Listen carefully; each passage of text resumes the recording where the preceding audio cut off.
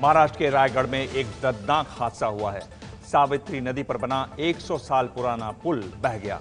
2 बसों में सवार करीब 22 लोग भी बह गए हैं। अभी तक 2 शव बरामद किए जा चुके हैं। वाहनों को खोजा जा रहा है और उसके लिए 300 किलो का एक चुंबक भी इस्तेमाल किया जा रहा है।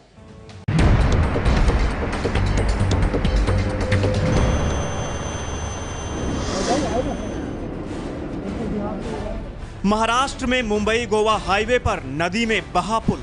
आप देख सकते हैं उफान के चलते इसी में जो 2 बसें हैं और निजी गाड़ियां हैं वो बह गई। सावित्री नदी में आए उफान ने मचाई है तबाही। 2 बसों में सवार 22 जिंदगियां पानी में डूब गईं। 11:30 के बाद उनका फोन किसी का भी लग नहीं रहा है। टोटल 7-8 जन है, ड्राइवर पकड़ के 8 जन है। नेशनल हाईवे पर जा रही कई और गाड़ियां पानी में समा गईं। और मेरे सामने 8-9 गाड़ी चले गए आंख के सामने। महाराष्ट्र के रायगढ़ में हुई विनाश लीला के बाद ये राहत और बचाव की तस्वीरें हैं। 2 हेलीकॉप्टर और 12 नावें सावित्री नदी में जिंदगियां तलाश रहे हैं। बचाव के लिए कोस्ट गार्ड, नेवी और एनडीआरएफ ने पूरी ताकत झोंक दी है। वाहनों की खोजबीन के लिए 300 किलो के चुंबक का इस्तेमाल किया जा रहा है। हेलीकॉप्टर से बहे लोगों को खोजने के लिए अभियान चलाया जा रहा है। वहीं नावें भी लोगों की तलाशी के लिए लगा दी गई हैं। ये देखिए किस तरह खौफनाक लहरों के बीच राहत और बचाव चल रहा है। रिवर राफ्टिंग टीम के जवान जान पर खेलकर नदी में तलाशी अभियान चला रहे हैं। ये उस पुल की तस्वीर है जिस पर कल रात तक गाड़ियां दौड़ रही थीं। अब इसका बड़ा हिस्सा नदी में समा गया है। तस्वीरें बता रही हैं कि यहां किस तरह तबाही मची होगी।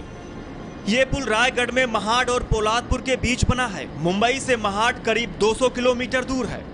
महाबलेश्वर इलाके में हो रही भारी बारिश की वजह से सावित्री नदी उफान पर थी। इस नदी पर 2 पुल हैं। नए पुल का इस्तेमाल मुंबई से गोवा जाने के लिए, तो पुराने पुल का इस्तेमाल गोवा से मुंबई आने के लिए होता है। कल रात करीब 12 बजे गोवा से मुंबई की तरफ आने वाले लेन में पानी भर गया और पुल इस तरह अचानक भरभरा कर गिर गया। हादसे के दौरान 2 बसें और 2 कारें भी बह गईं। देखिए ये बस मैं आपको दिखाता हूँ। ये महाराष्ट्र स्टेट ट्रांसपोर्ट की बस है। इस तरह की जो बस है वो आ रही थी और अचानक से जो ये ब्रिज जो है वो ढह गया, ये जो पुल है वो ढह गया।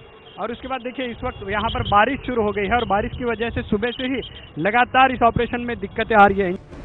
दोनों सरकारी बसों में करीब 22 लोग सवार थे। कुछ और गाड़ियों के भी बहने की खबर है, लेकिन अभी तक इसकी पुष्टि नहीं हुई है। पुल के पास ही टाटा मोटर्स के शोरूम में काम करने वाले समीर का कहना है कि उन्होंने 8 से 10 गाड़ियों को बहते हुए देखा है।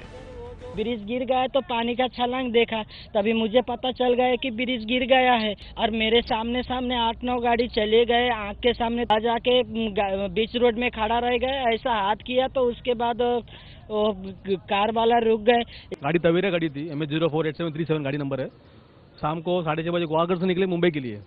11 बजे उनका फोन आया था कि पोलादपुर से वो खाना कहीं निकले करके। 11:30 के बाद उनका फोन किसी का भी लग नहीं रहा है। टोटल 7-8 जन है, ड्राइवर पकड़ के 8 जन है।